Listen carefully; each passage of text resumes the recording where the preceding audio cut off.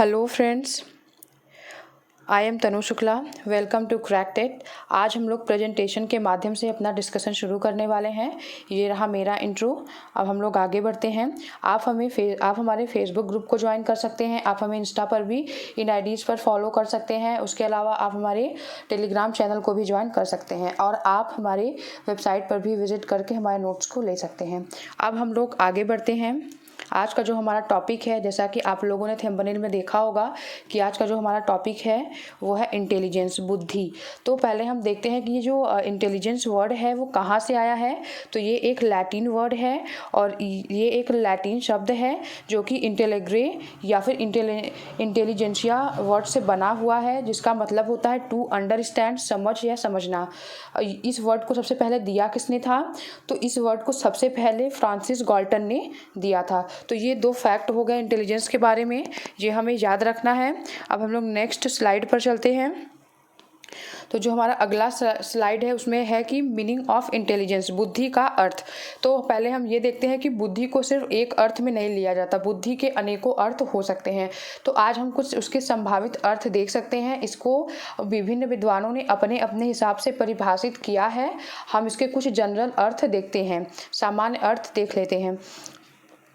तो capability of persons, readiness, urgency, adjustment and problem solving. किसी भी व्यक्ति के तत्परता, अर्जेंसी का मतलब तत्कालीनता, एडजस्टमेंट का मतलब समायोजन, तथा प्रॉब्लम सॉल्विंग मतलब समस्या समाधान की जो क्षमता होती है वो बुद्धि होती है। बुद्धि क्या है? तो बुद्धि वह है जो, बुद्धि एक ऐसी क्षमता है जो कि किसी व्यक्ति की तत्परता, तत्कालीनता, समायोजन करने की क्षमता और प्रॉब्लम सॉल्व करने की क्षमता होती है। इसे बस इतने में ही परिभाषित नहीं किया जा सकता, इसका जो एरिया है वो बहुत ब्रॉड है। उसे हम लोग देखते हैं। तो एक मीनिंग तो ये हो सकता है। दूसरा मीनिंग ये हो सकता है कि total knowledge acquired by people, व्यक्ति के द्वारा अर्जित कुल ज्ञान। आज हम लोग जिस एज में हैं, अभी तक हम लोगों ने जितने भी ज्ञान को अर्जित किया है उसे भी हम इंटेलिजेंस कह सकते हैं। उसके अलावा नेक्स्ट पॉइंट है common capability to perform cognitive activities. संज्ञानात्मक कार्यों को कर पाने की जो सामान्य योग्यता होती है हमारे अंदर, जो कॉमन सेंस होता है हमारा, वो भी बुद्धि के अंदर इंक्लूड होता है। तो जो संज्ञानात्मक कार्य होते हैं, कॉग्निटिव एक्टिविटीज़ होती हैं, वो क्या होती हैं? जैसे रीजनिंग करना, प्रॉब्लम सॉल्व करना, सोचना, थिंकिंग करना, मतलब ये सारी जो चीज़ें होती हैं, ये सारी जो मेंटल एक्टिविटीज़ होती हैं वो कॉग्निशन में आती हैं। और उसके अलावा इनका हम जो कॉमन सेंस में यूज़ करते हैं। उसके अलावा आया कि लर्न फ्रॉम एक्सपीरियंसेस, अनुभव से सीखना। हमें अपने दैनिक जीवन में बहुत सारे अनुभव मिलते रहते हैं, तो उनसे भी हम कई बार बहुत सारी चीज़ें सीख जाते हैं, तो उसे भी हम बुद्धि में इंक्लूड कर सकते हैं। और एक जनरल अर्थ हो सकता है। और लर्निंग कैपेबिलिटी, अधिगम की जो क्षमता होती है हमारे अंदर, हर व्यक्ति को सब कुछ नहीं आता रहता है, लेकिन उसे जिस चीज़ की ज़रूरत पड़ती है वो चीज़ सीख लेता है। तो जो हमारे अंदर अधिगम की जो क्षमता होती है, जो सीखने की जो क्षमता होती है, उसे भी हम इंटेलिजेंस में शामिल करते हैं। उसके अलावा नेक्स्ट पॉइंट पे चलते हैं। Adaptive capability in one's environment, अपने परिवेश में ढलने की क्षमता। परिवेश चाहे जैसा भी हो, जो भी हमारा परिवेश बन जाता है उसमें जो हमारा ढलने की क्षमता होती है वो भी हम काउंट कर सकते हैं इसमें। और उसके अलावा सक्सेसफुली अडॉप्ट इन न्यू इन्वायरमेंट, नए परिवेश में सफलतापूर्वक ढलने की जो क्षमता होती है। हर व्यक्ति नए परिवेश में नहीं ढल पाता है, लेकिन बहुत सारे व्यक्ति ढल जाते हैं, तो उनकी जो इंटेलिजेंस पावर होती है वो ज़्यादा मजबूत होती है, ऐसा कह सकते हैं। और उसके अलावा understanding the relationship between different object and methods, विभिन्न वस्तुओं और विधियों के बीच संबंधों को समझने की क्षमता। ये हम पढ़ाई के सेंस में भी कर सकते हैं और उसके अलावा अपने दैनिक जीवन के सेंस में भी यूज़ कर सकते हैं। जैसे कि हम कोई सब्जेक्ट पढ़ रहे हों, उसे दूसरे सब्जेक्ट से भी जोड़ के हम पढ़ते हैं। तो ऐसे ही बहुत सारी चीज़ें हो सकती हैं जिनका हम संबंध बना देते हैं। और उसके अलावा प्रॉब्लम सॉल्विंग, समस्या समाधान करने की क्षमता, ये तो कॉग्निटिव एक्टिविटीज़ में आ गई, मेंटल एक्टिविटीज़ में आ गई। तो जो समस्या समाधान करने की क्षमता है वो चाहे मैथमेटिक्स के प्रॉब्लम हो उन्हें हम सॉल्व करें, या फिर हमारे लाइफ के प्रॉब्लम हो उन्हें हम सॉल्व करें, तो वो भी इसमें शामिल हम कर सकते हैं। और उसके अलावा अगर हम देखें तो डिसाइड राइट और रॉन्ग, सही गलत का निर्धारण करने की जो क्षमता होती है हमारे अंदर, कोई भी चीज़ हम इस बेस पे आंकते हैं कि ये सही है और ये गलत है, मतलब हमारे सिचुएशन के हिसाब से, हमारे परिस्थिति के हिसाब से जो सही है और जो गलत है उसको निर्धारित करने की जो क्षमता होती है, और हमारी जो इंटेलिजेंस पावर जितनी मजबूत होगी उतने अच्छे से हम ये सारी चीज़ों को डिसाइड कर पाते हैं। और उसके बाद एक मीनिंग इसका ये भी हो सकता है कि डिसीजन मेकिंग कैपेबिलिटीज़, निर्णय लेने की जो क्षमता होती है। जब हम कभी कहीं ऐसे लाइफ में हमारे सामने ऐसी दुविधा आती है कि जहाँ हम डिसीजन नहीं ले पाते हैं, लेकिन जब हम डिसीजन लेते हैं तो हम अपने इंटेलिजेंस के बेस पर ही लेते हैं कि उसके क्या प्रोस हो सकते हैं, क्या कॉन्स हो सकते हैं, उसके क्या लाभ हो सकते हैं, उसके क्या हानि हो सकते हैं। ये सारी चीज़ों को देखते हुए जब हम डिसीजन लेते हैं तो वो इंटेलिजेंस बेस्ड डिसीजन भी कहा जाता है। तो डिसीजन के इतने मायने हो सकते हैं, ज़रूरी नहीं है कि इतने ही मायने हो, आप अपने हिसाब से इसके बहुत सारे और मायने निकाल सकते हैं। और इसके बाद यह है कि इंटेलिजेंस इज़ नॉट मेमोरी, बुद्धि स्मृति नहीं है। इस बात को अच्छे से याद रखना है। कई लोग बुद्धि को स्मृति से जोड़ देते हैं, लेकिन जो इंटेलिजेंस होती है वो मेमोरी नहीं होती, स्मृति नहीं होती है। ये हेल्प जरूर करती है लेकिन स्मृति नहीं होती है, ये एकदम अलग चीज़ है दोनों। और उसके अलावा genetic and environmental causes plays very crucial role in determining of intelligence, बुद्धि के निर्धारण में आनुवंशिकता तथा वातावरण दोनों ही महत्वपूर्ण भूमिका निभाते हैं। तो जो आनुवंशिकता होती है, जो हमारा जेनेटिक होता है, और इन्वायरमेंट होता है, दोनों ही बुद्धि के निर्धारण में महत्वपूर्ण भूमिका निभाती हैं। ऐसा नहीं है कि सिर्फ वातावरण ही बुद्धि को निर्धारित करती है या सिर्फ आनुवंशिकता ही बुद्धि को निर्धारित करती है। काफ़ी हद तक आनुवंशिकता भी निर्धारित करती है और वातावरण भी निर्धारित करता है, तो दोनों ही अंतर संबंधित हैं। और उसके अलावा अब हम नेक्स्ट स्लाइड पर पहुंचते हैं, रोड मैप ऑफ इंटेलिजेंस। अब हम लोग देखते हैं कि इंटेलिजेंस का जो शुरुआत कहाँ से हुई। सबसे पहला इंटेलिजेंस टेस्ट किसने दिया, कुछ मतलब फैक्चुअल पॉइंट है जो कि हमें एग्जाम के पॉइंट ऑफ व्यू से याद होना ही चाहिए बुद्धि के बारे में, तो हम लोग अब उसे देखते हैं। तो ये है कि फर्स्ट इंटेलिजेंस टेस्ट किसने किया था, प्रथम बुद्धि परीक्षण किसने किया था, तो 1905 में किया गया था और बिने ने किया था। ये बहुत ज़्यादा इंपॉर्टेंट पॉइंट है, आप इसे अच्छे से याद रखिए। ये स्टेट टेट में भी बहुत बार पूछा जाता है और सी टेट में भी 1-2 बार पूछ लिया गया है। और उसके अलावा जो सेकेंड पॉइंट है, कॉन्सेप्ट ऑफ मेंटल एज, मानसिक आयु का संप्रत्यय, इसे 1908 में दिया था। और किसने दिया था मानसिक आयु का संप्रत्यय, तो बिने और साइमन ने दिया था। बिने और साइमन नामक 2 साइकोलॉजिस्ट ने दिया था इसे, मानसिक आयु का मेंटल एज का संप्रत्यय उन्होंने दिया था।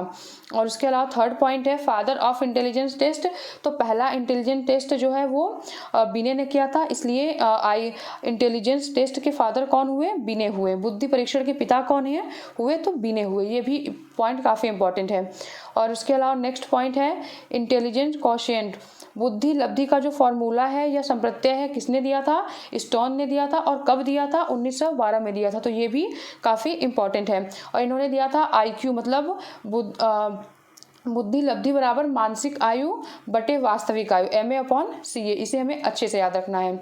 और उसके बाद फॉर्मूला किसने दिया था IQ का, तो IQ का जो संशोधित फार्मूला है और रिवाइज्ड जो फार्मूला है वो किसने दिया था, 1916 में किसने दिया था, टर्मन ने दिया था। तो इसे भी हमें बहुत अच्छे से याद रखना है। इस IQ फार्मूले में उन्होंने 100 का गुणा कर दिया था। अभी हम लोग देखेंगे नेक्स्ट पॉइंट पे, ये है जो टर्मन ने IQ का जो फार्मूला दिया है वो ये है, IQ = MA/CA × 100। इसे हमें बहुत अच्छे से याद रखना है क्योंकि इस डायरेक्टली इस फार्मूले से भी क्वेश्चन पूछे जाते हैं और उसके अलावा इस पे बेस्ड न्यूमेरिकल क्वेश्चंस भी पूछे जाते हैं। अब नेक्स्ट स्लाइड पे चलते हैं, तो देखते हैं कि ये है फॉर्मूला, इंटेलिजेंस क्वोशिएंट = MA मतलब कि मेंटल एज, मानसिक आयु, अपॉन क्रोनोलॉजिकल एज मतलब कि वास्तविक आयु भी इसे कह सकते हैं, एक्चुअल एज, या फिर इसे तैथिक आयु या जैविक आयु, जो भी आप कहना चाहे इसे कर सकते हैं। और इसमें 100 का इंटू भी कर देते हैं।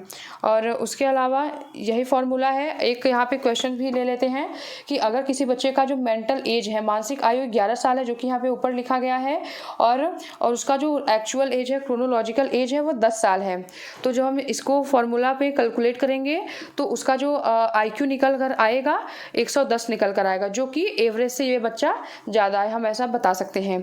और उसके बाद ये देखते हैं, ये फॉर्मूला में बहुत अच्छे से याद रखना है, इससे क्वेश्चन डायरेक्टली बनते हैं।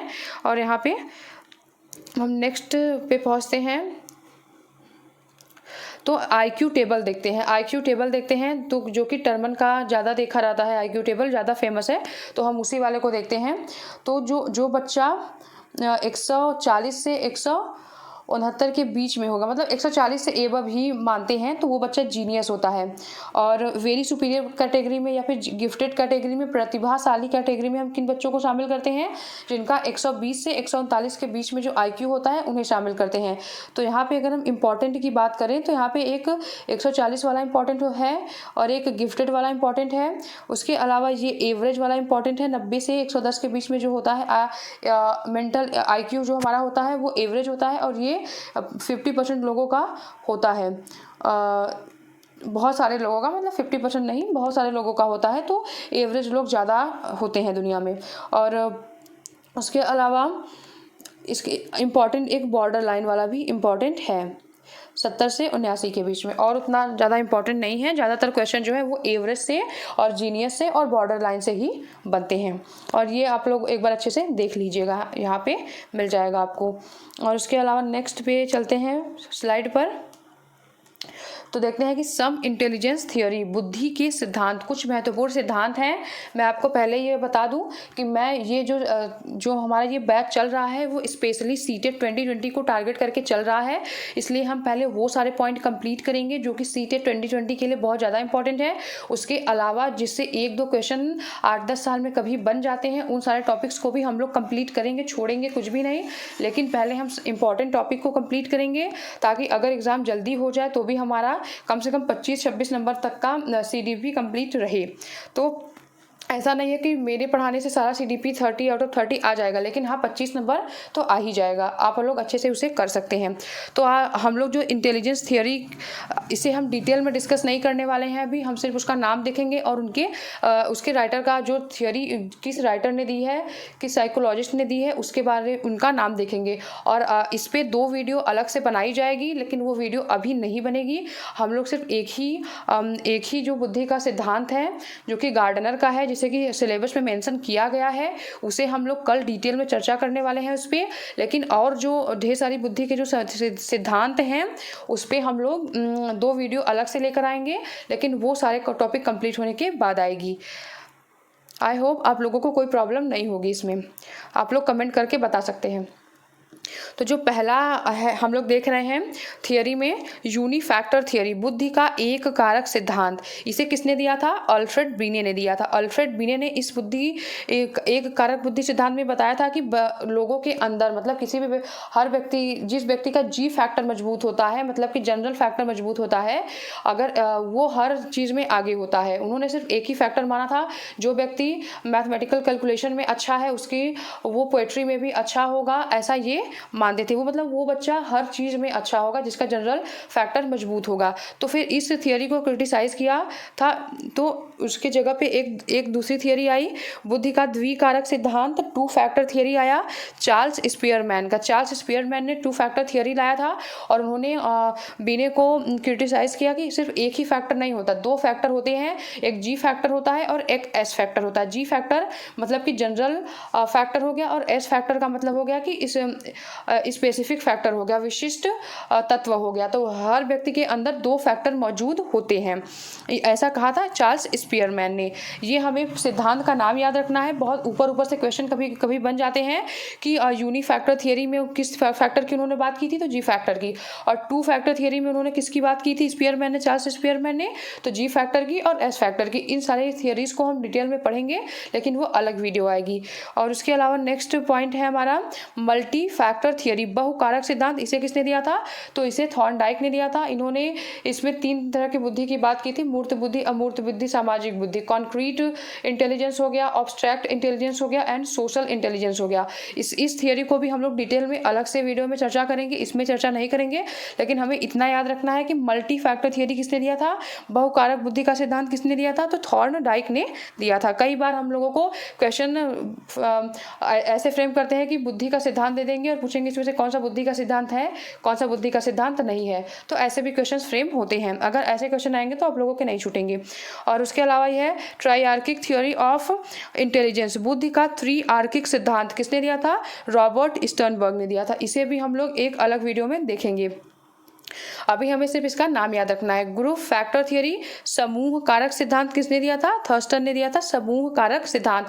मल्टी फैक्टर थियरी अलग है, ग्रुप फैक्टर थियरी अलग है। मल्टी फैक्टर थियरी थॉर्नडाइक ने दिया था और ग्रुप फैक्टर थियरी समूह कारक बुद्धि का सिद्धांत थर्स्टन ने दिया था। और उसके बाद नेक्स्ट है क्रिस्टलाइज्ड एंड फ्लूइड इंटेलिजेंस, ठोस व तरल बुद्धि का जो सिद्धांत है उसे किसने दिया था? रेमंड बी कैटल ने दिया था। इन सारे थियरीज से कभी मुश्किल से एक क्वेश्चन बन जाते हैं, जनरली तो नहीं बने हैं, लेकिन 2013, 14, 15 में शायद एक बार अलग अलग बुद्धि के सिद्धांत से क्वेश्चंस बने हैं। और लेकिन अगर आप लोग सीटेट का पेपर 2011 से 19 तक में देखेंगे, जो कि मैं भी आप लोगों को कल दिखाऊंगी कि गार्डनर की बुद्धि के सिद्धांत से हर बार एक क्वेश्चन जरूर आता है, तो उसे हम लोग बहुत अच्छे से डिस्कस करने वाले हैं। और जो एक ये थियरी है कि थ्री डायमेंशनल इंटेलिजेंस थियरी किसने दिया था? तीन आयामी बुद्धि का सिद्धांत जेपी गिलफोर्ड ने दिया था। इसे भी हम लोग अलग वीडियो में डिस्कस करेंगे। और अब नेक्स्ट है थियोरी ऑफ मल्टीपल इंटेलिजेंस, बहुबुद्धि का जो सिद्धांत है हार्वर्ड गार्डनर ने दिया था। बहुबुद्धि का सिद्धांत ये जो है वो बहुत ज़्यादा इंपॉर्टेंट है सीटेट के लिए। हर साल इससे 1 से 2 क्वेश्चन हर साल बने हुए हैं और इससे जो क्वेश्चंस बनते हैं वो काफ़ी इजी बनते हैं, इसलिए हम लोग कल इसे डिस्कस करेंगे। और अभी तक 2011 से 2019 के बीच में इससे जितने भी क्वेश्चंस आए हैं उसे भी हम लोग कंप्लीट करेंगे। हम लोग इसे कल के वीडियो में करेंगे। आज हम लोगों ने जितना भी किया है, चलते हैं अब उससे संबंधित क्वेश्चंस करते हैं। तो आज का जो पहला क्वेश्चन है वो है the concept of intelligence quotient और IQ वॉज डेवलप्ड बाय, बुद्धि लब्धि की अवधारणा किसने दी है? यहाँ पे लब्धि छूट गया है, बुद्धि लब्धि की अवधारणा किसने दिया था? तो ये सीटेट 2018 में क्वेश्चन आया हुआ है सेकेंड पेपर में। ऐसे भी क्वेश्चन सीटेट पूछ सकता है, इसलिए मैंने यहाँ पे ये क्वेश्चन डाला है। तो बुद्धि लब्धि की अवधारणा किसने दिया था? हम लोगों ने देखा था किसने दिया था। पहला है ऑप्शन है गॉल्टन, दूसरा है बिने, तीसरा है स्टर्न और चौथा है टर्मन। तो किसने दिया था? तो इसे 1912 में स्टर्न ने दिया था। बुद्धि लब्धि की अवधारणा 1912 में स्टर्न ने दिया था। IQ का फॉर्मूला इन्होंने क्या बताया था? IQ = MA/CA, जिसे कि टर्मन ने रिवाइज किया था और उसमें 100 का मल्टीप्लाई कर दिया था। अब हम लोग नेक्स्ट पे चलते हैं। दूसरा क्वेश्चन, 140 से अधिक IQ वाले बच्चों को किस श्रेणी में हम रखेंगे? ये यूपी टेट का क्वेश्चन पूछा गया है, 2014 का क्वेश्चन है। तो ऐसा सीटेट क्वेश्चन अभी तक नहीं पूछा है, अभी तक हो सकता है आगे पूछ ले, पता नहीं। अब देखते हैं। अब पहला मूर्ख, दूसरा है मंद बुद्धि, तीसरा है सामान्य बुद्धि और चौथा है प्रतिभाशाली। 140 से अधिक मैंने आपको बताया था कि ये इंपॉर्टेंट है, क्योंकि 140 से जो अधिक वाले बच्चे होते हैं वो जीनियस होते हैं।